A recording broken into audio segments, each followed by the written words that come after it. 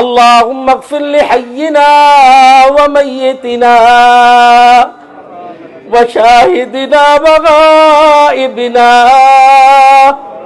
وصغيرنا وكبيرنا وذكرنا وأنثانا. اللهم من أحييته منا فأحيه على الإسلام، ومن توفيته منا فتوفه على الإيمان.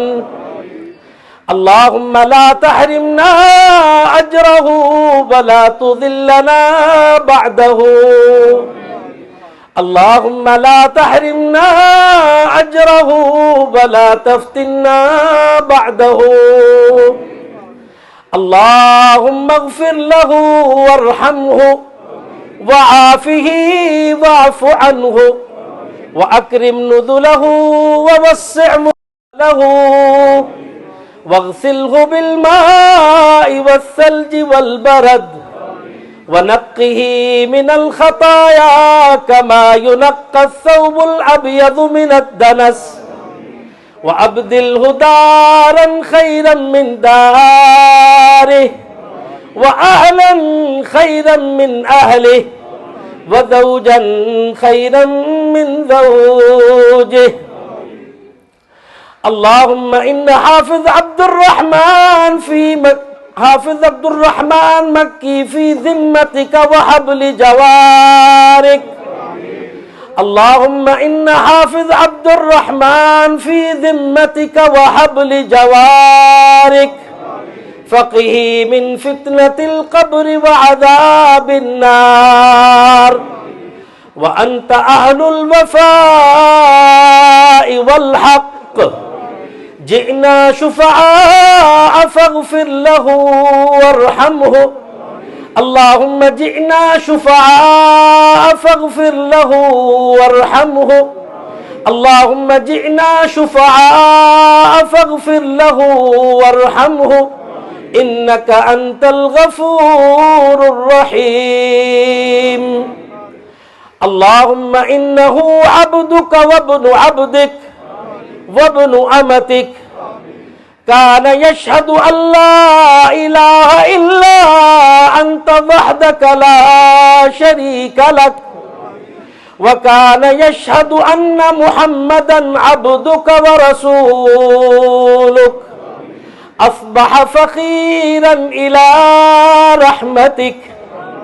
اللهم حافظ عبد الرحمن أصبح فقيرا إلى رحمتك.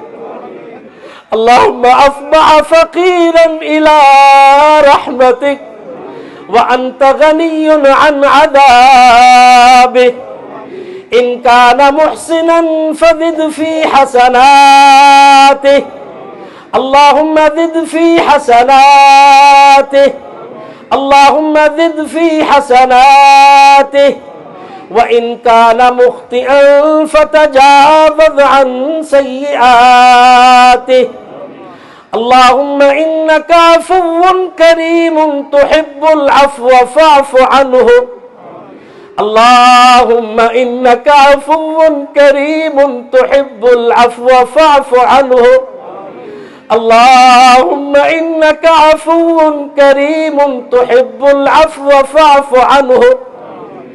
اللهم أنت خلقته وأنت هديته إلى الإسلام، وأنت قبضت روحه وأنت أعلم بسره وعلانيته. جئنا شفعاء فشفعنا فيه. اللهم جئنا شفعاء فشفعنا فيه. اللهم جئنا شفعاء فشفعنا فيه.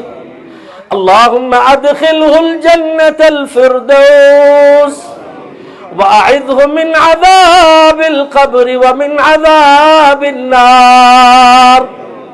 اللهم نور قبره. اللهم وسع قبره. اللهم اجعل قبره روضة من رياض الجنة. اللهم ألحق بالنبيين والصديقين والشهداء والصالحين وارفع درجته في المهديين واخلفه في عقبه في الغابرين واغفر لنا وله يا رب العالمين.